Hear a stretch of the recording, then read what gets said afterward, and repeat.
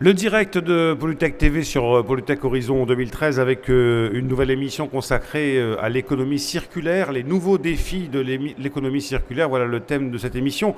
Je voudrais vous lire une partie, bien sûr, de l'édito de Philippe Martin, le ministre de l'écologie, que vous pouvez trouver sur le journal de Polytech Horizon, sur effectivement cette thématique économie circulaire. Le modèle linéaire de notre économie, produire, consommer, jeter, peut et doit évoluer vers une économie plus circulaire, réduire, recycler, réutiliser, en modifiant les modes de production et de consommation. Pour cela, nous devons collectivement œuvrer à refermer le cycle de vie des produits via l'optimisation des stocks, des flux de matière, d'énergie et de déchets, l'éco-conception des produits en intégrant dès les premiers stades de production les préoccupations de durabilité, de réutilisation ou de recyclage des produits participe à cette transition. On est dans ce qu'on appelle un nouveau paradigme et pour en parler, j'ai à mes côtés Marc Dufaux qui représente le MRP, le ministère du redressement productif conduit par Arnaud Montebourg, Lydie Ougier qui est chef de service du service éco-conception et consommation durable à l'ADEME et Jean-Philippe Carpentier qui est président de Fédérec, la fédération des recycleurs et qui, depuis de nombreuses années, sa fédération et lui-même milite bien sûr pour ce qu'on appelle la matière première secondaire. Donc vous voyez qu'on est là maintenant avec l'ensemble des acteurs. D'un côté, l'ADEME qui œuvre effectivement à la promotion et accompagne les différents acteurs pour mettre en œuvre cette économie circulaire. Marc Dufaux qui représente le ministère du redressement productif qui va nous dire en quoi les pouvoirs publics, ce que les pouvoirs publics attendent effectivement de cette nouvelle façon de consommer. Et puis les recycleurs qui sont au cœur du système, puisque l'idée c'est bien effectivement de ne pas jeter, mais c'est de réinjecter dans le circuit de consommation. Peut-être une première approche avec vous, Lydie Ougier, prenez votre micro, sur cette notion d'économie circulaire qui est arrivée il y a très peu de temps finalement, enfin en tout cas dans les médias et dans les discours. À l'ADEME, comment ça se traduit justement l'action que vous menez sur l'économie circulaire ? Alors, effectivement, ce concept d'économie circulaire est un concept nouveau en train d'émerger. Je dirais, on a commencé à le travailler essentiellement sous l'angle déchets, récupération, valorisation des matières. Mais aujourd'hui, je crois que l'ambition aussi de ce nouveau concept, c'est véritablement d'aller vers tout ce qui permet d'optimiser l'utilisation des ressources, tout en contribuant au développement du tissu économique local et en satisfaisant les besoins des consommateurs. Donc on est dans un système avec une boucle où il va s'agir de travailler à la fois sur une offre en produits plus respectueux de l'environnement, agir aussi pour faire connaître cette offre et la promouvoir auprès des consommateurs et pour que, au-delà de l'acte d'achat, il y ait des bonnes pratiques d'utilisation et, in fine, des bonnes pratiques pour permettre le tri et le recyclage des produits lorsqu'ils seront en fin de vie. Est-ce que quand on dit économie circulaire, on ne dit pas d'une certaine manière moins consommer de nouveaux produits ? Alors, c'est peut-être surtout consommer différemment. Et consommer différemment, c'est déjà aussi repenser le besoin. Quel est notre besoin ? Est-ce que notre besoin, c'est d'acheter un livre ou est-ce que notre besoin, c'est de lire le livre ? Et à partir de là, on voit qu'il y a un potentiel de développement pour une nouvelle économie, plus axée vers le service, plus axée vers la vente de l'usage plutôt que vers la vente d'un bien. Alors Marc Dufaux, quand on parle d'économie circulaire, on est bien sûr dans un cercle vertueux, puisque Lydie vient de le dire, c'est pas forcément d'acheter un livre qui est important, c'est de le lire. Donc s'il est dans une bibliothèque, si un ami vous le prête, c'est peut-être pas la peine d'aller l'acheter à la FNAC ou ailleurs. Donc on comprend bien le principe. Comment, du point de vue du ministère du redressement productif, cela peut permettre de créer de la richesse, de créer des emplois ? Comment on peut agréger cette grande idée à quelque chose de très concret au plan industriel et économique ? Alors, vous avez effectivement dit le mot. Si j'ose dire, le ministère du redressement productif a une approche assez pragmatique et avec un objectif finalement de réalisation concrète qui relève de l'approche conceptuelle de l'économie circulaire, qui reste un objectif, soyons assez clairs. Alors, côté ministère du redressement productif, mais on le fait en concertation évidemment avec un certain nombre d'acteurs institutionnels, dont l'ADEME bien entendu, le ministère de l'écologie. Mais on ne peut pas concevoir que l'objectif d'atteinte, en tout cas d'une économie un petit peu plus vertueuse, et sous son angle évidemment réutilisation potentielle d'un certain nombre de flux, en particulier les matières issues du traitement de déchets, on ne peut pas concevoir que l'atteinte de cet objectif se fasse sans les industriels. Je pense qu'il y a un certain nombre d'actions concrètes qui sont d'ores et déjà existantes. Monsieur Carpentier en évoquera le métier du recyclage sur un certain nombre de flux existe depuis un certain nombre d'années. Maintenant, il y a encore des enjeux qui sont posés à d'autres filières. Il y a des voies de recherche et développement à promouvoir. L'ADEME est un des acteurs qui promeut des actions en ce sens. L'approche concrète ne se réalisera que s'il y a une forte implication des industriels. Alors comment on fait? Comment on agrège? On le fait déjà depuis un petit moment au sein de différents cercles. Je citerai en particulier au sein du comité stratégique des éco-industries, le COSEI, une thématique effectivement qui réfléchit et qui propose un certain nombre d'actions qui relèvent du recyclage et de la valorisation des déchets en vue de l'objectif précité. Et d'ailleurs, symptomatiquement, ce COSEI déchets, on va dire, est présidé par une fédération professionnelle qui représente la filière du recyclage, une des fédérations professionnelles. Alors, avec eux, et c'est bien entendu eux qui ont la main, ils ont défini un certain nombre d'actions au sein d'un contrat de filière. Donc, entre eux, c'est effectivement comment travailler mieux, comment régler un certain nombre de soucis qui sont posés à la filière. Le rôle de l'État, c'est de prendre un certain nombre d'engagements pour rendre un cadre un peu plus cohérent. Le ministère du redressement productif est assez attentif à certaines actions qui peuvent être mises en œuvre d'ailleurs par d'autres ministères. J'ai un exemple en tête, on est par exemple assez attentif avec cette idée noble, j'allais dire, mais qu'on voit à long terme et de façon extrêmement progressive sur l'incorporation de matières de premières de recyclage. Pourquoi je vous dis qu'on est assez attentif? Parce que tout simplement, on a un certain nombre de remontées d'un certain nombre d'entreprises et d'acteurs industriels qui nous disent oui, on n'est pas contre dans le principe même, mais attention à la lourdeur des investissements nécessaires pour effectivement intégrer lors de la conception d'un produit des matières premières issues du traitement de déchets.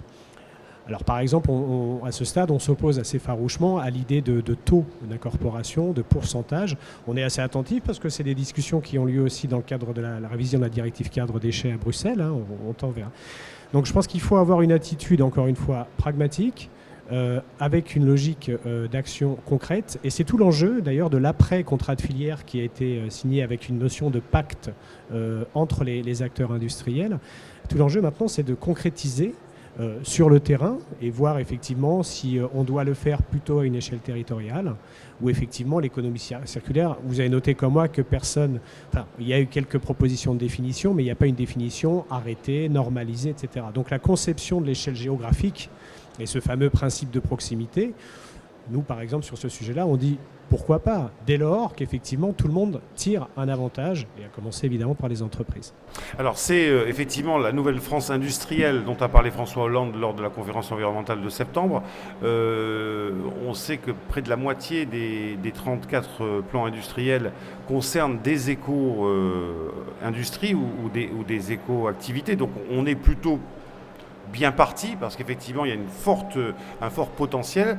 Je voudrais demander à Jean-Philippe Carpentier, le président de Fédérec, ce qu'il pense finalement de cette notion d'économie circulaire. J'ai envie de dire, l'économie circulaire pour les recycleurs, c'est pas quelque chose de très nouveau. Alors c'est un concept nouveau sur une idée très ancienne, effectivement. Mais on a mis des mots sur quelque chose qui existait déjà naturellement.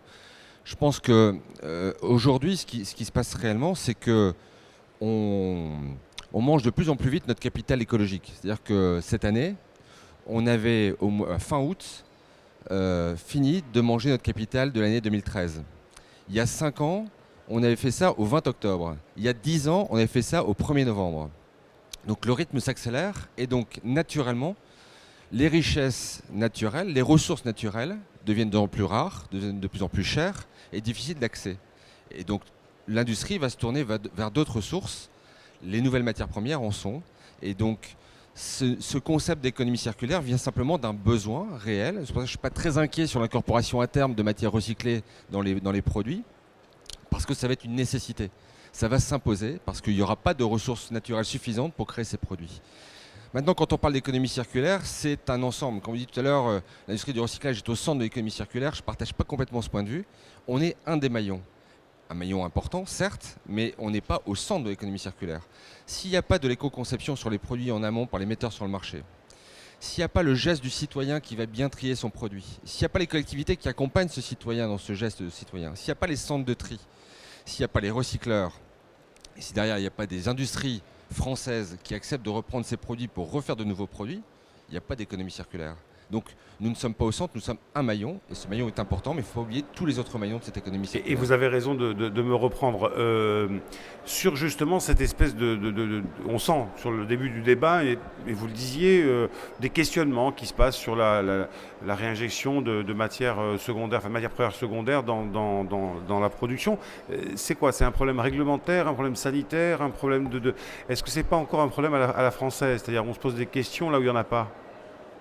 Et on parlera après d'éco-conception et on essaiera d'aller un petit peu dans la boucle. Non, j'allais dire, il peut y avoir bien entendu des aspects réglementaires. Au nom du choc de simplification, concrètement, la traduction de la simplification qui pourrait être attendue, c'est effectivement de regarder de près avec, encore une fois, en concertation, quels aspects réglementaires peuvent constituer effectivement d'éventuelles contraintes pour un développement attendu finalement par tous dans cet objectif d'économie circulaire.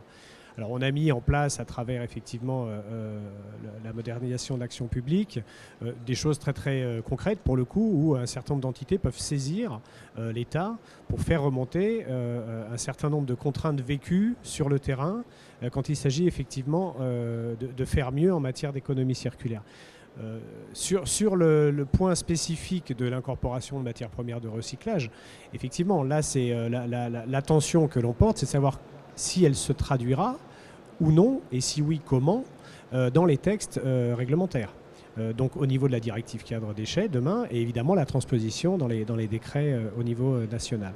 Après, vous dire que la France a une propension à aller plus loin ou moins loin qu'un certain nombre de directives qui nous sont proposées par Bruxelles, je ne parlerai pas véritablement de mal français, dans la mesure où je constate, et c'est un peu mon quotidien, au sein du ministère du redressement productif, quand je vous dis concertation, c'est-à-dire que les rencontres se font en particulier avec l'ADEME, le ministère de l'écologie, pour essayer de bien comprendre qu'est-ce qui peut effectivement faire avancer, plutôt dans une logique à moyen terme.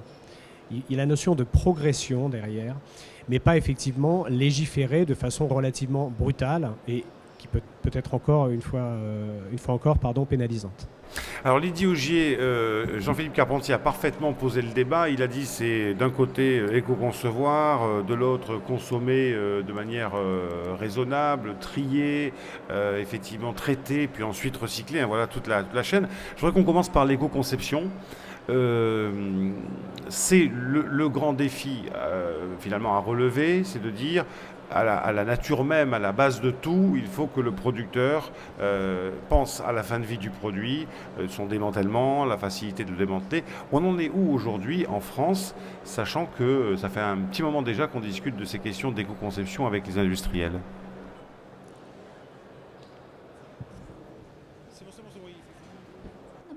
En ce qui concerne l'éco-conception, je pense que c'est effectivement un axe fort de l'économie circulaire et qui a été clairement mentionné à l'issue de la conférence environnementale qui s'est tenue au mois de septembre, hein, et un terme complètement repris dans le discours du président Hollande.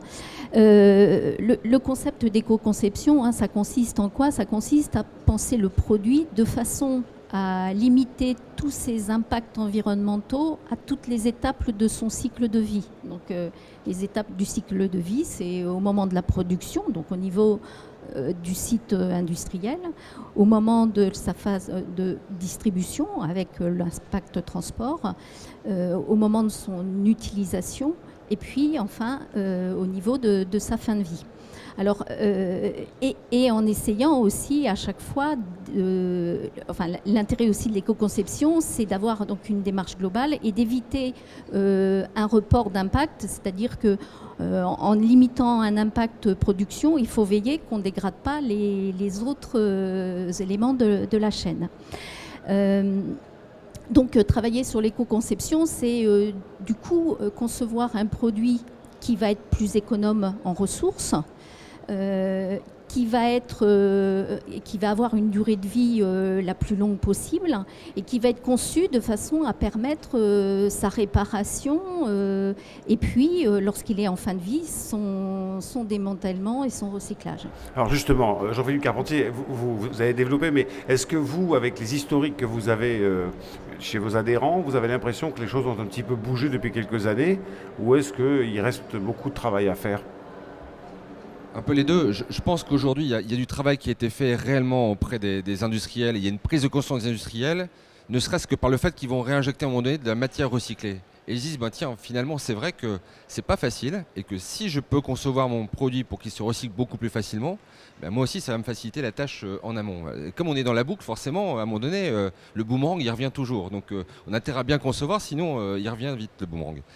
Et je vais vous citer un exemple. Il y a encore pas très longtemps, il y a 2 ou 3 ans, il y a un célèbre distributeur français qui avait en marque propre un très beau jus d'orange, dans une belle bouteille en PET.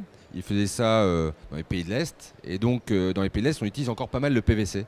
Il a mis un super manchon marketing PVC autour de sa bouteille PET. Sa bouteille n'était pas recyclable. Et donc, cette prise de conscience du distributeur, on dit, oui, vous voulez avoir des bouteilles pour incorporer dans du bottle to bottle, mais vous fabriquez des bouteilles qui ne sont pas recyclables. Et donc ces prises de conscience existent. Néanmoins, sans parler de taxes supplémentaires, etc., je pense qu'il y a vraiment à réfléchir sur un point vert différencié entre le produit qui a été éco-conçu, qui est facilement recyclable, et le produit qui, lui, va impacter durablement ou qui va avoir des frais importants de recyclage. Je pense qu'il y a vraiment une réflexion à avoir là-dessus. Marc Dufaux, la question qui fâche, on parle de fiscalité. Est-ce qu'on pourrait imaginer que les pouvoirs publics décident à un moment donné d'avoir une TVA, une TGAP un petit peu modulaire en fonction effectivement des efforts qui sont faits par les industriels ? Parce que c'est vrai qu'un produit qui va durer plus, qui va être mieux démantelé, qui va vraiment retourner dans la boucle par le recyclage, est-ce qu'il n'y a pas intérêt à inciter la filière en ayant une fiscalité plus légère pour ceux qui sont les plus vertueux? Alors effectivement, c'est un sujet qui anime pas mal de débats, de discussions, notamment le point TGAP. À la suite de la conférence environnementale de septembre que Lydie évoquait tout à l'heure, il va y avoir une conférence de mise en œuvre avec des attendus, des orientations, là encore opérationnelles, qui va avoir lieu là, le 16 décembre. Inutile de vous dire que parmi les sujets effectivement qui vont être débattus, il y a non seulement le pourcentage effectif des flux de matière qu'on pourrait, alors via des systèmes de taxes, via des systèmes incitatifs, via peut-être d'autres systèmes, pour réorienter des flux qui actuellement partent effectivement en centre d'enfouissement technique et qui pourraient pour partie, en tous les cas, être recirculés, en tous les cas en termes de flux, dans la chaîne de valeur qui a été évoquée. Alors, bon, à ce stade, nous, on est inutile de vous dire qu'on est évidemment assez vigilant sur à la fois le pourcentage qui a été évoqué de ce flux captable, et bien entendu sur la fiscalité écologique. Il y a une commission fiscalité écologique qui planche sur ces questions parallèlement. À nos yeux, le plus important, le sujet d'ailleurs qui se pose dans le cadre des filières REP actuellement, de responsabilité élargie aux producteurs, c'est effectivement de quelle manière on prend en compte, notamment dans l'élaboration des barèmes, ce qu'évoquait M. Carpentier à l'instant, c'est-à-dire qu'il y a 2 sujets. Il y a la valeur potentielle d'un produit. C'est bon. Voilà. D'un produit issu de déchets, effectivement, son caractère en termes de recyclabilité, voire de réparabilité, pourquoi pas. Puis il y a un autre sujet, c'est constater dès maintenant la valeur économique d'un déchet. Alors, on dit déchet, on dit produit, on dit matière, on sait bien qu'il y a un autre sujet sur la sortie du statut de déchet qui peut parfois évidemment se justifier. Mais la valeur économique d'un produit, il me semble en tous les cas que ça n'est pas encore suffisamment l'approche dans un certain nombre de filières REP. Et finalement, on peut demander à certains acteurs qui doivent rentrer dans le système, bien sûr, mais on peut se demander en quoi il ne faudrait pas avoir une approche plus modulée, plus nuancée, en fonction de la valeur éventuellement positive de ce déchet. Alors pour en revenir maintenant à la réinjection des matières premières secondaires dans la production française, Jean-Philippe Carpentier, quelle est la position de Fédérec là-dessus? Parce qu'on sait, on ne va pas se cacher à son petit doigt, on sait qu'on vit dans un monde global, qu'une matière première secondaire, elle a de la valeur, beaucoup de valeur, que des pays, on dit plus émergents maintenant parce qu'ils ont complètement émergé, mais des pays comme la Chine par exemple, sur les plastiques, sont très très demandeurs et qu'on peut difficilement obliger un recycleur, et vous faites du recyclage de plastique, alors je sais pas, peut-être que votre expérience en tant qu'acteur opérationnel va nous servir, on ne peut pas se fermer des marchés pour répondre à une volonté de réinjection dans le territoire ou autour du territoire national des pouvoirs publics. On va où est la demande, non? Alors, c'est tout le problème de la chaîne de valeur. Enfin, je veux dire, quand on a une logique économique, je vais prendre mon exemple, je recycle des matières plastiques dans le Nord, j'ai dans le même temps une usine qui s'appelle Cristalline, qui a besoin de cette matière, qui est prête à mettre le prix de marché pour cette matière. On ne va pas l'exporter en Chine, des matières qui peuvent se traiter sur le territoire. C'est une logique réelle. Après, il y a une autre problématique, c'est quelles sont les capacités industrielles françaises aptes à prendre l'ensemble des matières recyclées en France. Aujourd'hui, on a des domaines, le papier par exemple, où on n'a pas les capacités suffisantes en France de prendre l'ensemble de la production de matières recyclées. Dans ce cas-là, il faut bien trouver des exutoires autres, européens ou grand export, qui nous permettent de vendre ces matières. On ne va pas les remettre, ces matières, en centre d'enfouissement sous prétexte qu'on n'a pas suffisamment d'usines en France capables de manger cette matière. Donc c'est une régulation naturelle du marché. Aujourd'hui, 80% des matières recyclées produites en France sont traitées en France, sont utilisées en France. On a à peu près 14% qui sont utilisés en Europe et 6% au grand export. Vous voyez, on n'est pas dans la notion tout part au grand export, le fantasme, c'est catastrophique, etc. C'est pas vrai, c'est pas vrai. Les verriers utilisent le calcin sans problème. Bon. Donc, et ça correspond à des logiques économiques. Maintenant, si le débat est de dire on veut de la matière pas chère pour pouvoir avoir de la rentabilité sur nos usines, et c'est aux recycleurs de faire en sorte que cette matière arrive à valeur zéro, nous on va se tourner vers les pouvoirs publics en disant mais qu'est-ce qu'on fait en termes de marge, en termes de chaîne de valeur? Qui fait la différence entre la matière que j'achète et la production que je dois vendre à zéro? Donc vous voyez, derrière tout ça, il y a une vraie logique économique. Je pense que on est tous des gens intelligents et on se parle. Il n'y a pas d'exportation massive des matières à l'extérieur. Il y en a, et c'est normal, et ça régule le marché, et c'est bien comme ça. Et je veux dire, quand la profession vend à l'export 4 Airbus par an, je pense qu'on peut s'en féliciter parce que ça représente ça, 4 Airbus par an. Donc ça fait de la valeur ajoutée qui revient en France, c'est des produits manufacturés qui vont revenir en France et donc on va refaire aussi de la TVA dessus. Donc il ne faut pas non plus avoir honte de cet export. Il y a des moments où on est très content d'exporter et quand on exporte de la matière, on dit « Oula, c'est pas bien ». Si, c'est bien. Il ne faut pas faire que ça. Vous parliez effectivement de ces 80% de matières recyclées qui sont réutilisées en France. Bon, le verre, mais ça, le verre, il y a un besoin et le verre est recyclable à l'infini. Quels sont les domaines, les matériaux sur lesquels ça pose problème? Alors, vous parliez du papier, carton. Alors, le papier, le problème, c'est qu'on n'a pas suffisamment de capacité chez les papetiers aujourd'hui pour manger l'ensemble du gisement, mais ce n'est pas un problème technique. Après, on va avoir des problèmes sur des plastiques, on va dire, difficiles. Je pense notamment aux plastiques issus des D3E, où on peut avoir des plastiques bromés, et c'est vrai que là, l'innovation, la R&D doit se mettre en place pour identifier plus facilement ces plastiques et trouver des solutions pour les traiter. Et il y a eu une tendance réelle à avoir du grand export sur ce type de matériaux. Et ensuite, on a de l'export classique sur des produits très techniques, par exemple des films très techniques qui parlent plutôt vers la Chine, parce que quoi qu'on le veuille ou non, la production de produits manufacturés se situe plutôt sur la Chine, l'Inde, sur ces pays-là. Et donc, ils ont besoin de films pour des emballages, tout bêtement.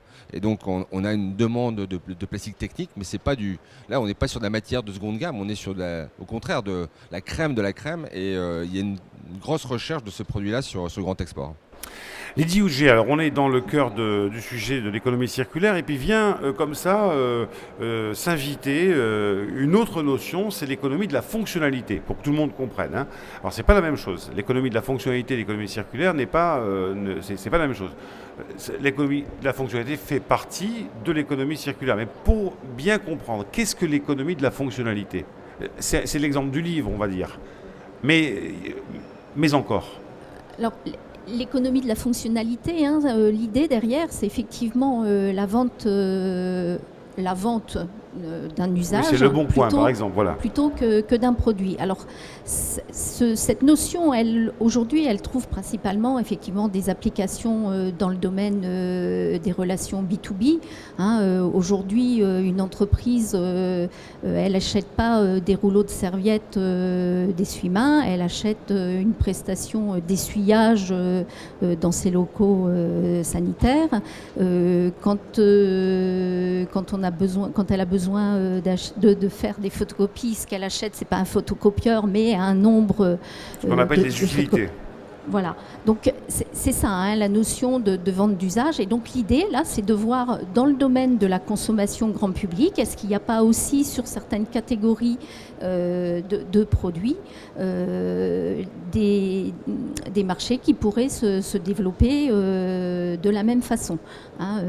Alors, je dirais dans les choses qu'on commence à voir émerger, il y a tout ce qui est attrait à la mobilité, avec le principe autopartage, vélo libre, mais on peut aussi se poser la question d'un développement potentiel sur d'autres catégories de produits pour répondre à certains besoins de la vie quotidienne, comme par exemple la machine à laver. Pourquoi continuer à acheter une machine à laver et pas plutôt s'acheter un nombre de cycles de lavage. Donc c'est un exemple pour dire qu'il y a il y a aujourd'hui des champs de possibles, y compris dans la consommation des ménages, et qui sont potentiellement des sujets qui peuvent conduire à faire émerger une offre locale avec des emplois ancrés dans les territoires, qui peuvent contribuer aussi à allonger la durée de vie des produits, parce qu'à partir du moment où l'entreprise, ce qu'elle vend, c'est le service, elle, ce qui l'intéresse, c'est que le matériel, il dure le plus longtemps possible pour l'usage pour lequel il a vendu un bien, un service au client. Marc Dufaux, dans ce que vient de dire Lydie Houget, alors je vais être volontairement provocateur, mais c'est vrai qu'on peut se poser des questions sur l'économie de la fonctionnalité. Est-ce qu'elle n'est pas née aussi de la crise et du besoin de ne plus acheter et plutôt de se faire prêter je prends l'exemple de Boulanger que vous connaissez, puisque vous êtes à l'Équin. Donc Boulanger, c'est pas très loin, qui a monté une filiale qui s'appelle Lokeo et qui propose, Boulanger vend de l'électroménager et de l'électronique, et qui propose de louer plutôt que d'acheter. Vous voulez un réfrigérateur haut de gamme, vous le louez plutôt que vous l'achetez, puis après vous le rendez, il est reconditionné, il repart. Est-ce que tout ça, c'est pas un petit peu léger pour derrière pousser les feux de l'industrie et pour cette nouvelle France industrielle? Est-ce qu'il n'y a pas beaucoup plus à faire, et notamment en termes de soutien des pouvoirs publics aux entreprises? Alors, déjà vous dire que je partage effectivement les idées qui ont été exprimées sur le fait que ce concept d'économie circulaire finalement regroupe un certain nombre de voies potentielles de développement d'activités. Et nous, ce qui nous intéresse, c'est évidemment la compétitivité des entreprises françaises, que l'on parle d'ailleurs à une échelle nationale ou à une échelle internationale. Pourquoi je dis cela? Parce que M. Carpentier a effectivement rappelé un peu la position de l'appréciation de Fédérec sur les logiques d'export, des logiques économiques d'export, qui peuvent apparaître paradoxales avec des notions de proximité géographique, de réutilisation de flux. Il y a certainement, effectivement, je vois d'ailleurs que Fédérec a, à mes yeux, en tous les cas, sensiblement évolué et qu'effectivement, après, en distinguant les différents flux à considérer et en fonction d'un tissu économique déjà présent, mais c'est ça l'enjeu, au niveau local, il peut y avoir effectivement des circuits un petit peu plus ramassés. L'enjeu, c'est effectivement, Monsieur Carpentier l'a rappelé, c'est le nombre et la capacité à absorber, si on parle de matières premières de recyclage, les produits qui sont effectivement traités à partir de déchets. Donc là, il y a un enjeu effectivement assez fort qui nous est d'ailleurs posé. Et je peux vous dire que je le vois, c'est un peu du quotidien, c'est savoir comment effectivement on peut stabiliser le nombre d'entreprises sur le territoire, qui non seulement les recycleurs, mais aussi les utilisateurs. Donc c'est effectivement la sidérurgie, c'est tous ces grands thèmes-là. Par rapport à votre question, bien entendu, on est assez persuadé. On a nous-mêmes en propre, j'allais dire, des dispositifs d'appui à la recherche et développement, ou même à des phases un petit peu plus aval. On est assez actif et assez promoteur pour défendre les moyens d'action publique pour aider et finalement supporter des programmes collaboratifs de recherche et développement. Alors il y a le programme effectivement qui s'intitule pour le coup Programme Économie Circulaire, qui est opéré par l'ADEME et au titre des investissements d'avenir. Bien entendu, est-ce que cela est insuffisant? Je ne répondrai pas à cette question, je ne prendrai pas le risque, mais en tous les cas, ce que je sais, c'est qu'il faut effectivement continuer dans cette voie-là. Donc c'est le rôle de l'action publique, mais bien entendu, ce qu'on attend, nous, c'est qu'effectivement, il y a un effet de levier à tout cela. Donc ça veut dire qu'il doit y avoir un certain nombre d'acteurs qui doivent rentrer dans les dispositifs d'action publique. On a ici de représenter la Banque publique d'investissement, qui a quand même un volet de transition énergétique et écologique. On sait que sur certaines filières, le sujet est peut-être moins technique, mais il peut être effectivement, par rapport à ce que je viens d'exprimer sur l'utilisation de matières premières de recyclage et les difficultés d'absorption sur certaines filières, qu'effectivement, il y a des risques d'impayés pour les recycleurs. Donc est-ce qu'il y a à redynamiser des outils qui préexistaient ou pas? Vous voyez, il y a le champ de la R&D, il y a ce champ-là, il y a le champ de la commande publique, donner confiance à la commande publique. Je voudrais juste, et je vous redonne la parole juste après Didier Augier, Jean-Philippe Carpentier, est-ce que la profession du recyclage, on sait qu'elle a beaucoup évolué ces 10 dernières années, pour faire simple, est-ce qu'elle est suffisamment modernisée? Est-ce que la relève des jeunes qui reprennent, allez, on va encore une fois les matchs d'Épinal de Max et des Ferrailleurs. Bon, c'est vrai que c'est un métier ancien, on ne va pas raconter l'histoire, mais est-ce que la nouvelle génération est vraiment dans ce scope-là? C'est-à-dire, vous le disiez tout à l'heure, et vous m'avez repris, vous avez raison, on n'est pas au centre, on est au bout, et enfin on fait partie de la chaîne, pas au bout non plus, on peut être de la chaîne. Est-ce que cette nouvelle génération de recycleurs vraiment raisonne économie circulaire? Alors, à contrario, peut-être des anciens qui avaient, qui avaient des façons de faire qui relevaient de pratiques anciennes. Voilà. Est-ce qu'on a une nouvelle génération? Je vais vous citer 2 chiffres. Chaque année, la profession investit 740 millions d'euros en nouveaux investissements. Chaque année. Deuxième chiffre, dans nos structures, en moyenne, 40% de nos salariés sont des cadres ou agents de maîtrise. On a réellement une population qui aujourd'hui progresse en qualité, progresse en expérience, progresse en qualification. Et on en a besoin parce qu'on conduit de plus en plus de chaînes industrielles. On est passé de Max et les Ferrailleurs à des chaînes industrielles avec du tri optique, des balistiqueurs, des cribles à disques, etc., du lavage, du séchage.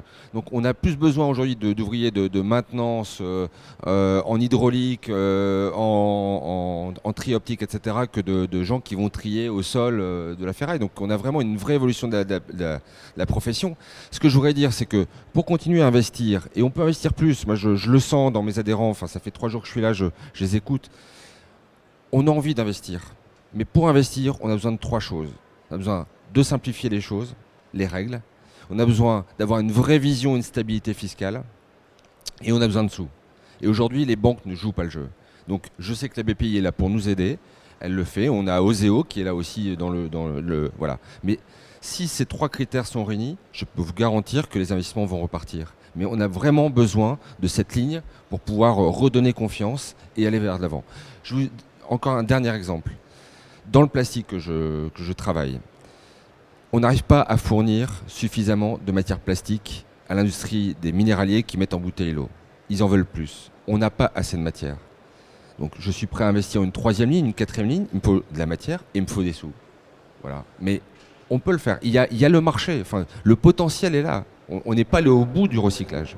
Oui, notamment dans la phase tri aussi et collecte. Les citoyens ont aussi les ménages ont aussi un rôle à jouer parce qu'effectivement, on a encore des progrès à faire pour collecter notamment les plastiques. Donc là aussi, on n'en a pas parlé parce qu'effectivement, c'est un autre critère. Lydie Ougier, vous vouliez rajouter quelque chose? Oui, je voulais réagir, enfin compléter par rapport à votre interpellation tout à l'heure en disant finalement l'économie de la fonctionnalité, on voit des choses qui semblent émerger par le fait de la crise économique. Ben oui, peut-être, oui, effectivement, il y a la crise économique, il y a la crise écologique et c'est bien ça qui aujourd'hui fait qu'on a sans doute une opportunité de repenser de nouveaux modèles de développement. Et dans ces nouveaux modèles, il y a effectivement tout ce qui touche à l'éco-conception et à une prise de conscience du consommateur que s'il consomme, c'est pour répondre à des besoins, à ses besoins. Et derrière, au-delà de la notion de prix, il y a aussi effectivement la notion de praticité de l'offre qu'on lui propose, la notion aussi de plaisir pour le consommateur, parce que ça, il ne faut pas le perdre de vue.